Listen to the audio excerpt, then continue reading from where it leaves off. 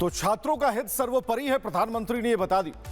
इधर सोनम वांगचुक ने अपनी भूख हड़ताल खत्म कर दी है। केंद्रीय मंत्री जेपी नड्डा और जितेंद्र सिंह रात के 12:30 बजे मेदांता अस्पताल पहुंचते हैं और उन्हें जूस पिलाकर उनका अनशन खत्म करवाते हैं। और इसके बाद सोनम वांगचुक ने एक्स पर बताया कि सरकार के साथ लंबी बातचीत और कुछ शर्तों पर सहमति बनने के बाद उन्होंने यह कदम उठाया है। साथ ही उन्होंने अपने समर्थकों और छात्रों से शांति बनाए रखने और किसी भी तरह की हिंसा से दूर रहने की अपील की है।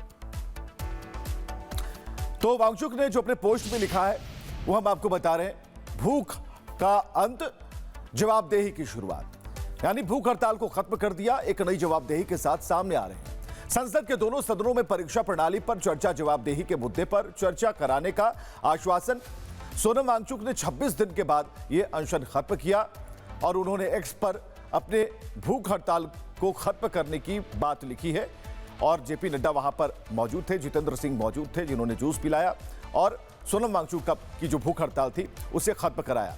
हालांकि इस बात को लेकर उन्होंने जो बातें कही उसमें एक नए अध्याय की शुरुआत जरूर है, लेकिन उसमें जिम्मेदारी का भाव ज्यादा है।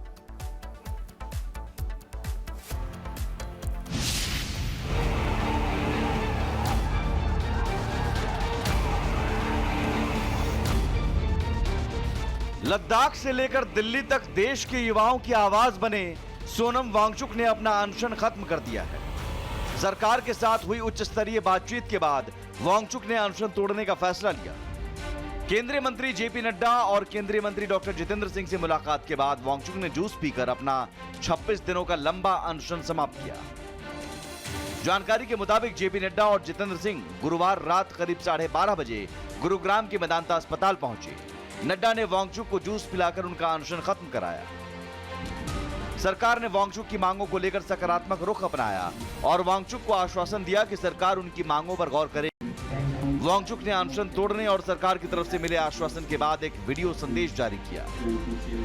केंद्रीय मंत्री जेपी नड्डा साहब और जितेंद्र सिंह साहब यहां आए थे और लद्दाख के एपेक्स बॉडी के शीर्ष नेतागण भी यहां आए थे। और उससे पहले आप लोगों को मालूम है विभिन्न राजनीतिक दलों के लगभग 65 सांसदों ने आकर और हस्ताक्षर देकर हमसे अनशन तोड़ने के लिए कहा और वो संसद में इस मुद्दे पर नीट पेपर्स और परीक्षाओं की प्रणाली पर चर्चा करेंगे, ये आश्वासन दिया। जेपी नड्डा ने वांगचुक के सामने सरकार के लिखित आश्वासन को पढ़कर भी सुनाया। Participating in the march to the parliament on July 20, 2026. The government has already assured threadbare discussions to find solutions to paper leaks and educational reforms for exams in the parliament. Besides, the government is also positively considering suitable compensations for the suicide victims of recent NEET paper leaks.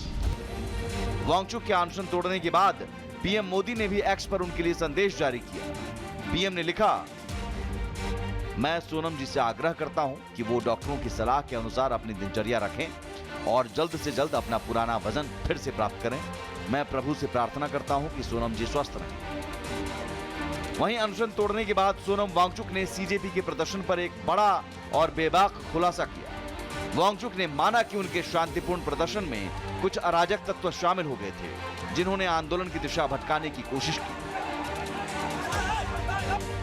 Sonam Wangchuck के अनशन टूटने के बाद सरकार ने राहत की सांस ली।